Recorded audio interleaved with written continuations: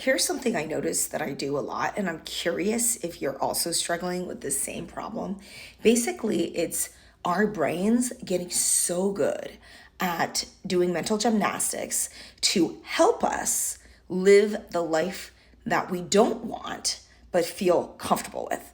So let me repeat that. So there's a life that we do not want, but we feel really comfortable in it. This is when I listen to my audiobook about Dune, and I'm listening to it for like the fifth time for no good reason. This is when I just spend hours watching Game of Thrones and reading Game of Thrones books and watching clips on YouTube that have nothing to do with anything in my life at all. It's not aligned at all with the person I want to be or who I am or my business at all, because I'm not like a Game of Thrones fan clubs runner, whatever.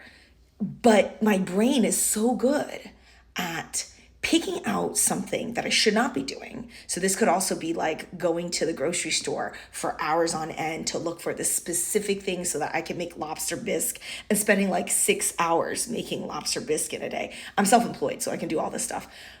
Basically doing all these things I don't need to do and wasting a perfectly good day that I could have used that day working out, could have used that day learning new skills, could have used that day learning about investing, could have used that day, really working on my business. But no, I decided to use lots of days, not just this one day, but many, many, many days in which I was doing something totally random, watching social media for like hours on end with no goal in mind, nothing to do with my life at all, and going absolutely nowhere. And by the end of it all, I have nothing to show for it except just completely blanking out and zoning out. Then we chalk it up. Our brains are so good at giving us excuses. Then we chalk it up as, well, that was a self-care moment.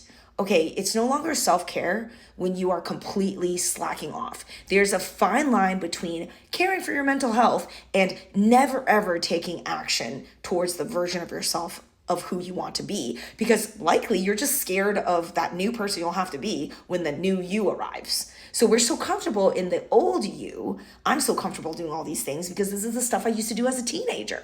I'm so comfortable doing all these things. I don't want to go outside of my comfort zone, even when I'm triple the age I was when I started out. I'm almost 40 and I'm still reverting back to a lot of the childhood habits that I had because it gives me comfort. It's not who I want to be. It's not what I want to do. And I want to get out of that cycle.